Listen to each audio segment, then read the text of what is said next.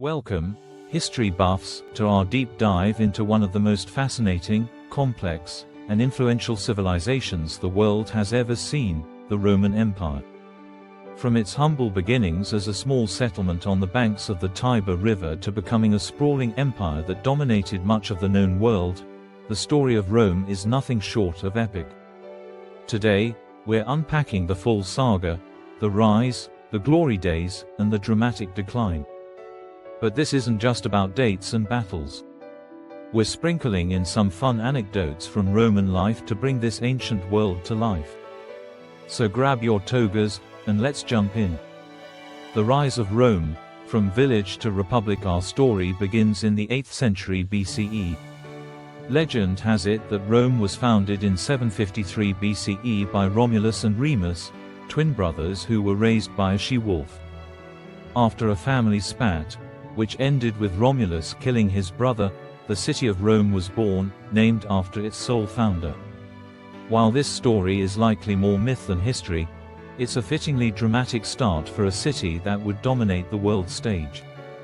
The early Republic, 509 BCE, 27 BCE, the Romans overthrew their Etruscan kings in 509 BCE and established a republic, a system of government where citizens elected representatives. This marked the beginning of Rome's rise. The Republic wasn't exactly democratic by modern standards. The patricians, or aristocratic elite, held most of the power, while the plebeians, or common folk, had to fight for their rights over centuries. Fun anecdote: the Senate and its shenanigans. The Roman Senate was where much of the political action happened.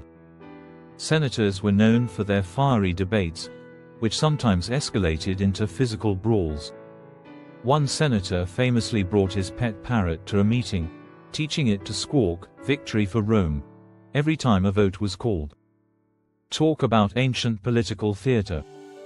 Expansion through military might. Rome's rise wasn't just about politics, it was built on military conquest. The Roman legions, disciplined and innovative, were the backbone of the Republic's expansion. From the Punic Wars against Carthage to the conquest of Greece, Rome's armies were a force to be reckoned with.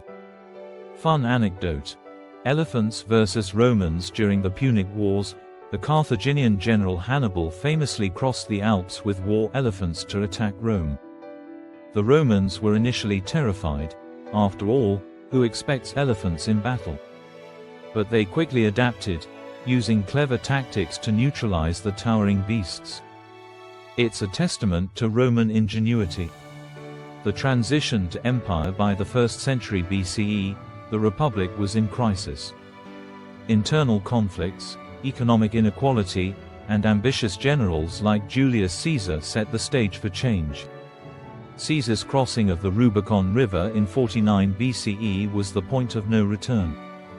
Declaring himself dictator for life, he effectively ended the Republic. Fun anecdote: beware the Ides of March. Caesar's reign ended abruptly when he was assassinated in 44 BCE by a group of senators, including his friend Brutus. His last words, according to Shakespeare, were, "Et tu, Brute." Though historians debate whether he actually said this, it's a story that captures the drama of Rome's transition from republic to empire. The peak of the Roman Empire. The Roman Empire reached its zenith under Emperor Trajan in 117 CE, stretching from Britain to the Middle East. This was the era of the Pax Romana, or Roman peace, a time of relative stability and prosperity that lasted for about 200 years.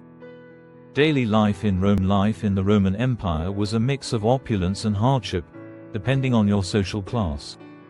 The wealthy lived in grand villas with intricate mosaics and running water, while the poor crowded into insulae, or apartment buildings, that were prone to collapse. Fun anecdote: Roman dining. Romans loved their food and weren't afraid to get adventurous. Wealthy banquets featured exotic dishes like stuffed dormice, flamingo tongues, and garum, a fermented fish sauce. Guests reclined on couches, eating with their hands while slaves refilled their wine goblets. Engineering marvels. The Romans were master builders. Aqueducts brought fresh water to cities, roads connected the empire, and amphitheaters like the Colosseum hosted gladiatorial games. Fun anecdote. Gladiator superstars. Gladiators were the rock stars of their day. Some became so famous that they had their own fan clubs and merchandise, including oil flasks engraved with their likenesses. One gladiator, Flamma, was offered freedom 4 times but chose to stay in the arena. He loved the fame too much. The decline and fall. By the 3rd century CE, cracks in the empire's foundation began to show. Economic troubles, political instability, and external pressures contributed to its decline. The division of the empire in 285 CE, Emperor Diocletian split the empire into the Eastern and Western Roman empires to make it more manageable. While the Eastern Empire, later the Byzantine Empire, thrived, the Western Empire struggled. The sack of Rome in 410 CE, the Visigoths sacked Rome, shocking the world. The once invincible city was no longer safe. By 476 CE, the Western Roman Empire had officially fallen, marking the end of an era. Fun anecdote. Barbarian diplomacy. When Attila the Hun threatened Rome, Pope Leo I personally met him outside the city walls. To everyone's surprise, Attila turned back. Why? Some say he was moved by the Pope's words. Others believe he saw an army of angels. Either way, it's a testament to Rome's enduring mystique. Legacy of the Roman Empire. Though the Western Empire fell, Rome's influence endured. Its legal system, language, and cultural achievements shaped the medieval world and beyond. Fun anecdote. Roman pizza. The Romans didn't invent pizza, but they did enjoy a dish called placenta, a layered flatbread topped with cheese and honey. Think of it as the ancient ancestor of your favorite Friday night treat. And there you have it, the incredible journey of the Roman Empire. From a scrappy settlement to a global superpower and finally to its decline, Rome's story is a reminder of the heights humanity can achieve, and the challenges we face in maintaining them. If you enjoyed this epic saga, don't forget to like, subscribe, and share. Let us know in the comments, what's your favorite part of Roman history? Until next time, keep exploring the past to understand the present. Ciao, amici.